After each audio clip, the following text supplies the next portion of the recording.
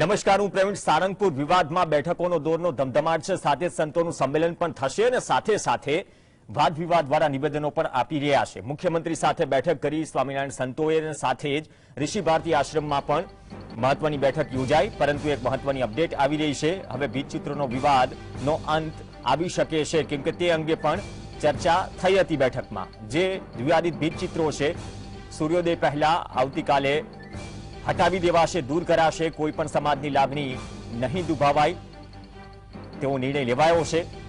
આખરે જે મૂળ કારણને લઈને છેલ્લા 5 દિવસથી વિવાદ ચાલી રહ્યો છે તે મુદ્દે આ વિવાદનું સમાધાન આવતા જોવા મળી રહ્યું છે. પણ આવતીકાલે લીંબડીમાં સનાતન ધર્મના સંતો અને આગેવાનોની બેઠક પણ છે.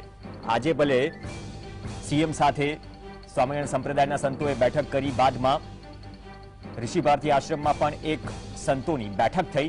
વીએચપીએ પણ પોતાનું સ્ટેન્ડ ક્લિયર કર્યું. ગઈકાલે રામ માધવ પણ સારંગપુર પહોંચ્યા હતા. પણ મોટો વિવાદ જે બની ગયો તેને લઈને હવે આ વિવાદ અંત તરફ જતો દેખાય છે. પણ આજે પણ વડોદરામાં એક સ્વામિનારાયણ સંપ્રદાયના સંતે જે સ્ટેટમેન્ટ કર્યું તેને લઈને પણ વિરોધ થઈ રહ્યો છે. તો આ પ્રકારના સ્ટેટમેન્ટ પણ જ્યારે વિવાદ ઉકેલવા માટે પ્રયાસો થઈ રહ્યા હોય, આગમાં ઘી હોમવાનું કામ કરતો હોય તેવી પરિસ્થિતિ છે.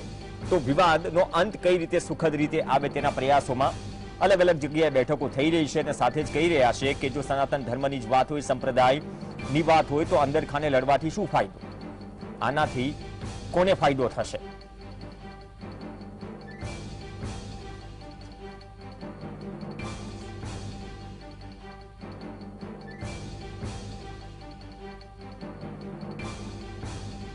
તો આ વિવાદ પર ચર્ચા વિચારણાનો દોર ચાલુ છે, નિવેદનો ચાલુ છે અને આવનાર સમયમાં આ વિવાદ વધુ મોટો ન બને. આમ તો વિવાદ વકરી ચૂક્યો છે, પણ વારંવાર આ પ્રકારનો વિવાદ ઉભો ન થાય, નિવેડો લાવવો પણ જરૂરી છે. આપણી સાથે ચર્ચામાં આજે ખાસ મહેમાન તો 3 છે, પણ સૌથી પહેલા આપણી સાથે જોડાશે શંકરાચાર્ય શ્રી સદાનંદ સરસ્વતીજી, જે શારદાપીઠ દ્વારકાના શંકરાચાર્ય છે. મહારાજ શ્રી, આપનું સ્વાગત છે. જે કંઈ પણ આ વિવાદમાં થઈ રહ્યું છે, મુખ્યમંત્રી સાથે સ્વામિનારાયણ સંતોની બેઠક પણ થઈ, આ તમામ વચ્ચે કેમ દરેક વખતે આ પ્રકારના વિવાદ ઉભા થતા રહે? અને બીજી વાત એ કે લાંબા સમયથી જો આ જ વસ્તુઓ ચર્ચામાં છે, નિવેદન આપવાનું કારણ શું? આ પ્રકારના નિવેદનો શું આ વિવાદનો અંત લાવી શકે ક્યારે પણ? કેમ કે લીંબડીમાં પણ સંતોની બેઠક છે, સંમેલન છે. આપના મતે ખરેખર આ વિવાદના નિરાકરણ નું કારણ શું હોઈ શકે અને કઈ રીતે લાવી શકાય? અને આવનાર સમયમાં આ પ્રકારનો વિવાદ ઉભો ન થાય તેના માટે શું કારણ હોવું જોઈએ? विवाद का जो मूल कारण है वह दूर कर दिया जाए तो विवाद अपने आप खत्म हो जाता है। समाधान की प्रक्रिया क्या है? जिस कारण से विवाद उत्पन्न हुआ है उस कारण को वहां से दूर कर देना चाहिए, यही एकमात्र उपाय है। धर्म और संप्रदाय समाज, देश, राष्ट्र और विश्व को संदेश देने के लिए हुआ करते हैं। आपस में युद्ध करने के लिए इनकी कल्पना नहीं है, इनके सिद्धांत नहीं है।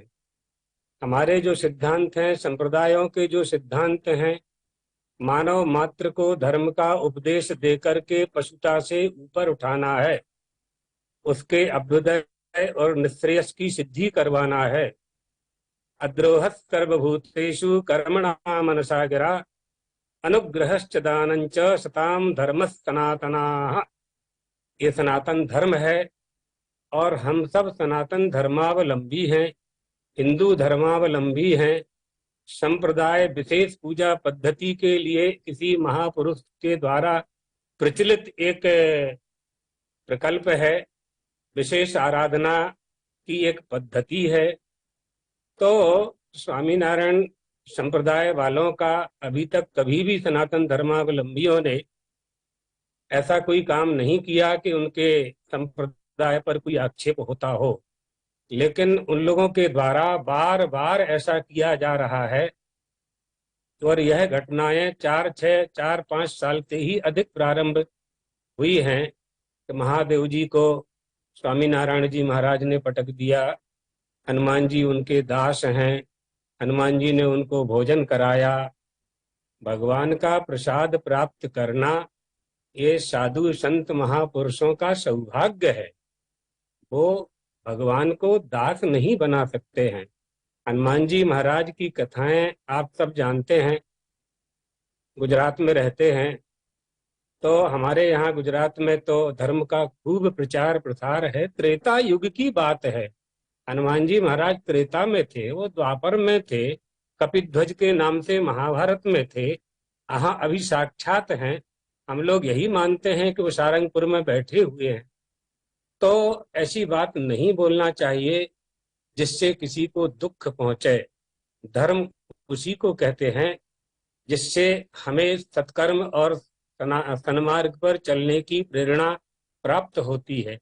यदि हम आपस में ही युद्ध करने लगेंगे तो विधर्मियों से कौन लड़ेगा, धर्म परिवर्तन करना कौन रोकेगा। इस बात को हमें आपस में समझना चाहिए। हम यही कामना करेंगे कि आपस में बैठ करके बातचीत करके इस समस्या का हल निकाल लिया जाए। બહુ મોટી વાત કરી કે ઉકેલ આવવો જોઈએ, વારંવાર આ પ્રકારનો વિવાદ ઊભો ન થવો જોઈએ, પણ ધર્મ એ જ સત્ય, સત્ય જ ધર્મનો જો ઉલ્લેખ થતો હોય તો સનાતન ધર્મ અને અલગ અલગ સંપ્રદાય જે છે એવી તો કઈ રેખા ખેંચાઈ જાય છે દર વખતે, જેના કારણે આ પ્રકારના વિવાદ વારંવાર ઊભા થાય છે, જે ખરેખર ન થવા જોઈએ.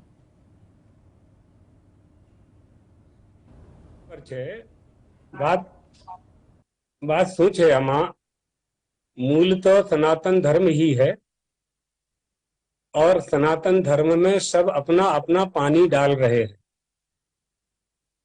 हम लोग इनको भी सनातन धर्मावलंबी ही मानते हैं, लेकिन जब ऐसी घटनाएं होती हैं तो फिर विचार करने की आवश्यकता पड़ती है।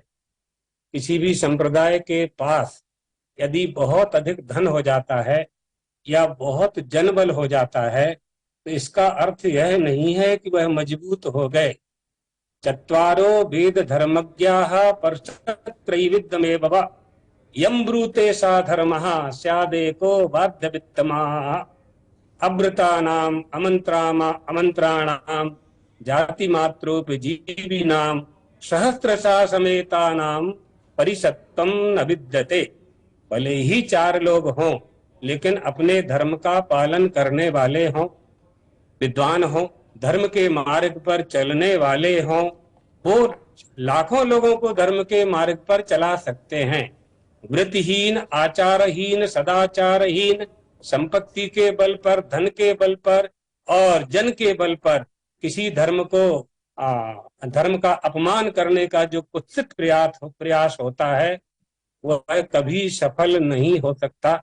हमारे देश में सैकड़ों वर्ष तक मुगलों ने राज्य किया, मुसलमानों ने राज्य किया, अंग्रेजों ने राज्य किया। अभी की बात है, हमारे आपके पिताजी ने उनका राज्य देखा है। सनातन धर्म आज भी उत्तंग हिमालय की तरह अडग खड़ा हुआ है। उसे नष्ट करने का, उसमें नष्ट करने का, भ्रष्ट करने का, परिवर्तन करने का, अपने धर्म संप्रदाय की बात सनातन में मिलावट करने का ये किसी को अधिकार नहीं है और ना ये अधिकार दिया जा सकता। हाँ, उपासना पद्धति आप अपनी उपासना के अनुसार कर सकते, आप अपनी गुरु की परंपरा के अनुसार उपासना कर सकते, इसमें कोई दोष नहीं है, करनी चाहिए। सहजानंद जी महाराज ने स्वयं लक्ष्मी नारायण नर नारायण भगवान की उपासना की। शिक्षा पत्री में उन्होंने पंचदेवोपासना का उपदेश दिया। फिर वो स्वयं किसी न किसी के उपासक थे, तो उनके शिष्य लोग हनुमान जी को दास कैसे कह सकते हैं? ये बात अच्छी नहीं है। दास शब्द का क्या अर्थ होता है ये नहीं जानते हैं। स्वामी शब्द का क्या अर्थ होता है, नारायण किसे कहते हैं? जिनका कहना यह है कि स्कंद पुराण में स्वामी नारायण संबंध में कहा गया है। स्कंद पुराण मूल उठा करके देख लीजिए, जो वेंकटेश्वर प्रेस से प्रकाशित है, काशी में चौखंबा से प्रकाशित है, जो हमारी लाइब्रेरियों में है, जो बड़ौदा की MS विश्वविद्यालय में प्राप्त है, 100 साल पुरानी कृति, जो जोधपुर की लाइब्रेरी में है, जो जयपुर की लाइब्रेरी में है, जो काशी की लाइब्रेरियों में है, उनको उठा करके देखें तो कभी ये शब्द प्राप्त नहीं होते, नारायण शब्द प्राप्त होता है। और नारायण तो हमारी परंपरा में है, नारायणम पद्म भवम भवम वशिष्ठम शक्तिं च तत्पुत्र पराशरं च व्यासम सुगम गौड़ पदम महांतम गोविंद योगींद्र मथास शिष्यम आदि आदि। तो इसमें बहुत कहा जा सकता है, सैकड़ों उद्धरण हम दे सकते हैं, लेकिन हम यह चाहते हैं कि जहां से ये विवाद प्रारंभ हुआ है उस मूल कारण को वहां से अलग कर लेना चाहिए। उनके जो धार्मिक ग्रंथ हैं, उन्होंने जो गुजराती भाषा में स्वामी नारायण महाराज के लिए उसमें जो जोड़ दिया है वो निकालना चाहिए। और जहां जहां ऐसी मूर्तियां लगाई हैं, हमारे देवी देवताओं का अपमान होता है, उनको वहां से दूर कर लेना चाहिए। अपने आप सामंजस्य बैठ जाएगा। कोई हम लोगों के बैरी नहीं है, वो कोई हमारे दुश्मन नहीं है, लेकिन बीच में ये जो अज्ञान के कारण परिस्थिति उत्पन्न हो रही है, इस अज्ञान को दूर करना चाहिए। इसी में सबका मंगल है। શંકરાચાર્યજી આપણી સાથે છે, પણ કમલભાઈ પણ આપણી સાથે જોડાઈ ગયા છે। કમલભાઈ રાવલ અને યોગી દેવનાથ બાપુ પણ આપણી સાથે જોડાઈ ગયા છે, મહંત છે કચ્છથી। એક ક્વિક રિએક્શન કમલભાઈ આપથી, કેમ કે ઋષિ ભારતી આશ્રમમાં બેઠક પણ થઈ, તમે બેઠકમાંથી સીધા ડિબેટમાં પહોંચ્યા। આવતીકાલે સંતોનું સંમેલન છે, પણ હવે જે નિર્ણય લેવાયો છે કે કાલે સૂર્યોદય પહેલા વિવાદિત ભીતચિત્રો છે એ દૂર કરાશે, તો હવે પછીનું સ્ટેન્ડ શું રહેશે? આ પછી શું ચર્ચા વિચારણા થશે? તમામ સાધુ સંતો અને જે અગ્રણીઓ અને વરિષ્ઠ લોકો છે તેમની વચ્ચે એ ચર્ચા વિચારણા થશે કે 6 મહિના 8 મહિના 10 મહિના રહીને આવો કોઈ, કેમ કે શંકરાચાર્યજીએ વાત કરી કે આ બધી વસ્તુઓ અમુક અજ્ઞાનતાના કારણે આવી ગઈ છે જે વારંવાર વિવાદ ઉભા કરે છે। ગુરુદેવને પ્રણામ। પહેલા તો વસ્તુ એ છે, ભીત ચિત્રો હટાવવા આટલો વિવાદ થવો, આ બધી ઉત્પત્તિ થનાર અને કરનાર એક જ જગ્યા છે, એક જ સ્થાન છે, જે સ્વામિનારાયણ છે। પણ આ વખતે જે પ્રશ્ન બન્યો છે એની અંદર બધી જ જગ્યાએ એક સાધુ સંત સમાજ બધી જ જગ્યાએ ભેગું થયું છે। શું થયું છે? હવે આમાં એવું છે કે લડાઈ શરૂઆત થઈ જાય છે, એનો અંત પણ આવી જાય છે, પણ પરત પાછી લડાઈ શરૂ થાય છે બીજી વખત। આ વખત અમારો પ્રયાસ એક જ છે, તમે અમને લિખિતમાં આપો, બરાબર છે ને, મધ્યસ્થી જે પણ જેને રહેવું હશે એ ભલે રહે, પણ આ વખતે મૌખિક કોઈ પણ વસ્તુ નહીં ચાલે। મૌખિક ઉપર આ ધર્મનો વિષય નહીં ચાલે। કેમ કે આના આ પ્રશ્નો માટે વર્ષ 2 વર્ષ 5 વર્ષ કે 6 મહિના નવો વિષય લાવીને મૂકવામાં આવે છે। શું આવે છે? એટલે સનાતન ધર્મ છે આ, આની સાથે નાના નાના પ્રશ્નો ઊભા કરીને સનાતન ધર્મને નીચું બતાવવું કોઈ પણ કારણોસર, તો એ તો કદાપી ના ચાલે ને। બીજી વસ્તુ, તમારે કોઈ એવા પુસ્તકો બનાવવાની શું આવશ્યકતા છે?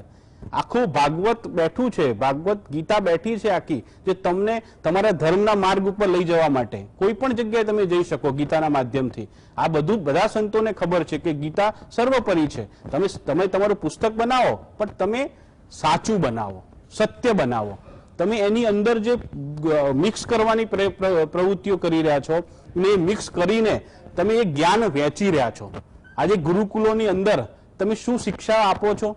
આવી શિક્ષાઓ તમે જો ગુરુકુલની અંદર આપતા હશો, બરાબર છે, તો સંત, આજે સંત સમાજ તો છે જ, પણ જે વિદ્યાર્થીઓ આગળ આવવા વાળા છે એ વિદ્યાર્થીઓની ઉપર શું અસર પડશે? વિદ્યાર્થીઓ તો કાલે ઉઠીને એમ કહે છે કે બ્રહ્મા વિષ્ણુ અને મહેશ, આ તો મતલબ એક સમજી લો એમને પણ પ્રકાશિત સ્વામિનારાયણ ભગવાને કર્યા છે। શું છે? સૂર્યને પ્રકાશિત કર્યા છે। એટલે પુસ્તકોના માધ્યમથી આવા વાળા જે વિદ્યાર્થીઓ છે એને પણ આ જ જ્ઞાન પીરસવામાં આવશે કે આ જ્ઞાન પીરસવામાં આવશે કે ભાઈ બ્રહ્મા વિષ્ણુ અને મહેશ એ સર્વોપરી છે।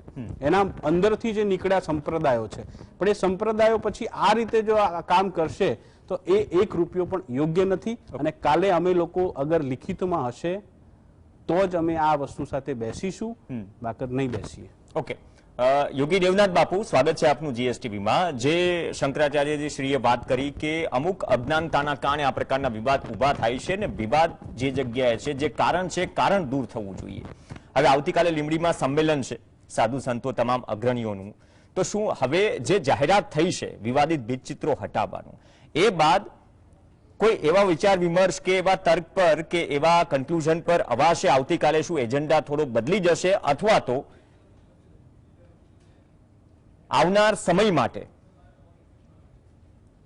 એક એવા મુદ્દે વાત થશે અથવા તો એવું નિરાકરણ વિશે વાત થશે કે જેનાથી આ પ્રકારના વિવાદ ફરીથી ઉભા ન થાય તમામ સાથે બેસીને? શું આ વાત શક્ય છે? સંપ્રદાય હોય, તમામ સનાતની ધર્મના ગુરુ હોય, ગાદીપતિ હોય, જે પણ ઉપાસક છે. ચોક્કસ. પહેલી વાત તો એવો છે કે જ્યારથી વિવાદ ઉભો થયો છે, પહેલે તો એ વિશે ચિત્રોને દૂર કરવા પડશે. પહેલો તો એ જ મુદ્દો છે ને જેનાથી વિવાદ ઉભો થયો છે ને. પાછો પુનઃ બીજી વાર આની પુનરાવૃત્તિ ન થાય એને માટે પણ કઈ માર્ગ કાઢવો છે કે રોજ રોજની આ બધી લડાઈઓ ચાલુ રાખવી એ પણ સારી નહીં, સમાજ માટે સારી નહીં, ધર્મને માટે સારી નહીં. સમાજ તૂટે, સમાજની અંદર એક ઉગ્ર ભાવ પેદા થાય, સમાજનો ટકરાવ પેદા થાય, તો રોજ રોજનો આ થવો એ સારું નહીં.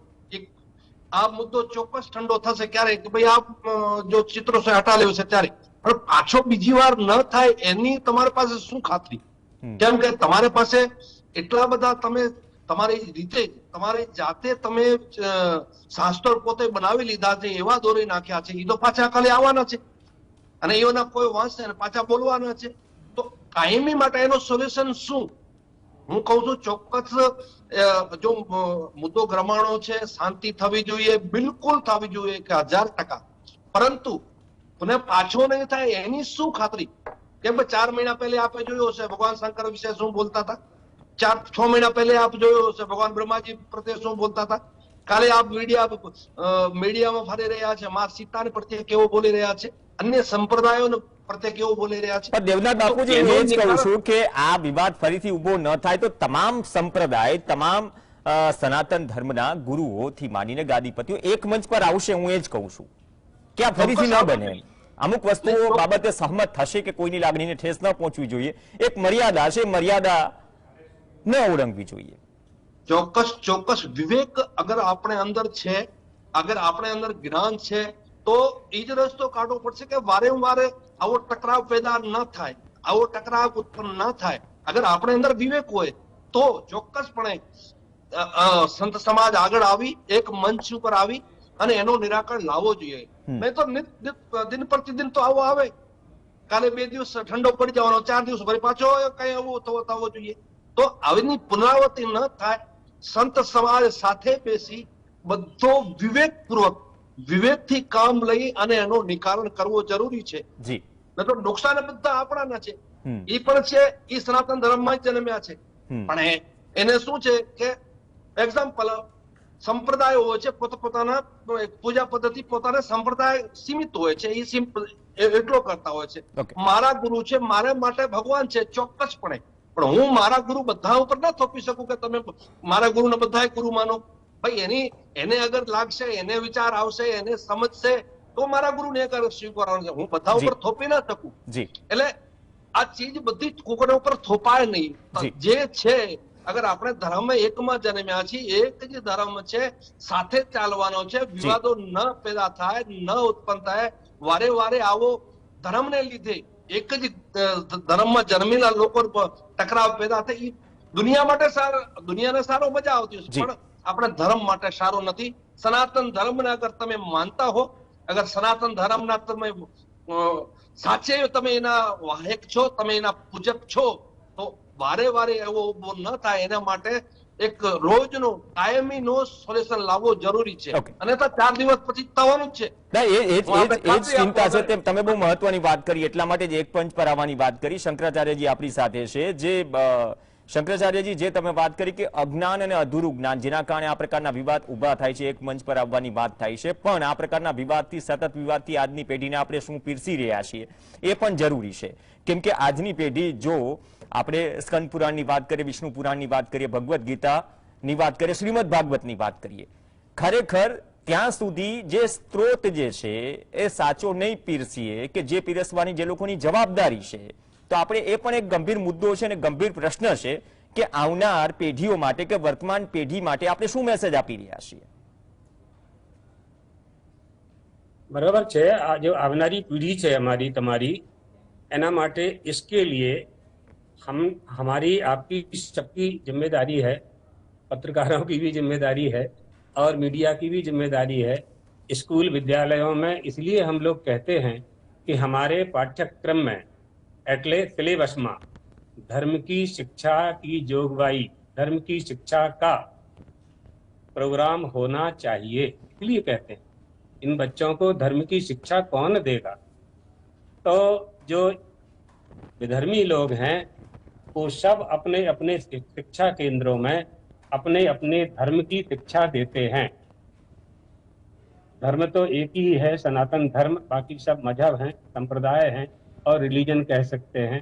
धर्म तो सनातन ही है और सना भवा सनातनाः, जो हमेशा रहता है और जो अजर अमर है उसको सनातन धर्म कहते हैं।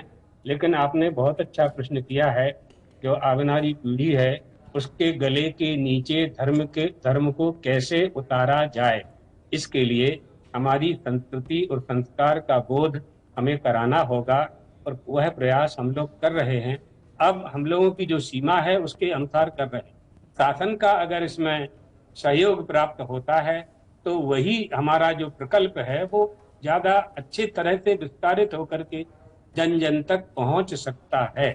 इसलिए हमने शिक्षा मंत्रालय से ये मांग की है और संभवतः गुजरात सरकार ने एक मांग तो हम लोगों की स्वीकार कर ली है। इस सिलेबस में गीता का पाठ्यक्रम प्रारंभ हुआ है या होने जा रहा है, तो ये अच्छा संदेश है। रही वर्तमान समय की बात, आप द्वारका आएंगे, तिरुपति जाएंगे, सोमनाथ जी जाएंगे, वहां दर्शन करने वालों में युवा पीढ़ी सबसे अधिक संख्या में इस समय है। सारंगपुर भी आज के ही किसी छापा में था कि सारंगपुर प्रतिदिन 50-60 हजार लोग जाते हैं। आज 3-4 दिन से 5-6 हजार लोग ही जा पा रहे हैं। तो ये जो युवा पीढ़ी है वो भी धार्मिकता की ओर उन्मुख है। सही मार्ग बताने की बात है, सही मार्ग।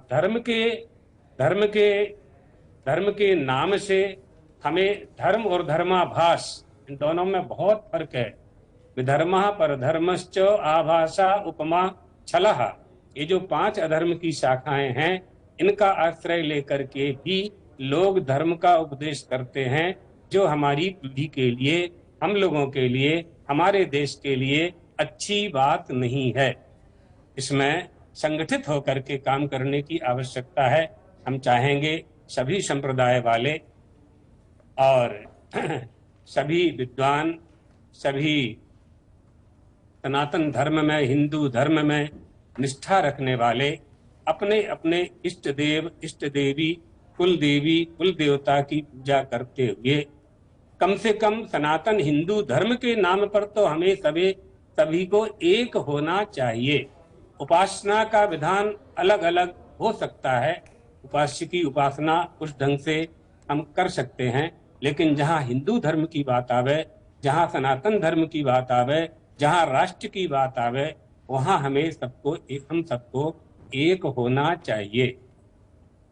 ઓકે, ધન્યવાદ. બહુ સારી વાત કરી. કેમ કે આ પ્રકારના વિવાદ વારંવાર ઉભા થતા રહેશે, તો એક જે રેખા ખેંચાય છે સંપ્રદાયો અને સનાતન ધર્મ વચ્ચે, એ રેખા કેમ ખેંચવામાં આવે છે અથવા તો કેમ ખેંચાઈ જાય છે? સૂર્યોદય પહેલા વિવાદિત ભીતચિત્રો દૂર થશે, પણ લીંબડીમાં સંતોનું સંમેલન પણ છે. આ સંમેલનમાં એક જ સવાલ છે કે તમામ સંપ્રદાય અને સંતો શું એક સાથે આવીને બેસશે કે એક મર્યાદા નક્કી કરવામાં આવે? મર્યાદા કોઈ ન તોડે, કેમ કે ધર્મથી ઉપર કોઈ નથી. અને આવનાર સમયમાં આ પ્રકારના વિવાદ ઉભા કરીને આપણે વર્તમાન પેઢીને પણ કઈ પ્રકારનો મેસેજ આપીએ છીએ એ પણ એક ગંભીર બાબત છે કે આવનાર સમયમાં લોકો પણ આને કઈ રીતે લેશે. અને જે વાત કરવામાં આવી કે ઉપાસનાની પદ્ધતિ, તેનાથી કોઈ વાંધો ન હોઈ શકે, પરંતુ જ્યાં દેવી દેવતાઓનું અપમાન થતું હોય અથવા તો કોઈની પણ આસ્થાને ઠેસ પહોંચે તો તેને લઈને આ પ્રકારના વિવાદ ઉભા થતા હોય છે, જે ન થવા જોઈએ.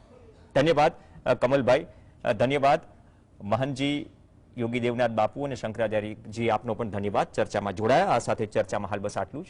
નમસ્કાર.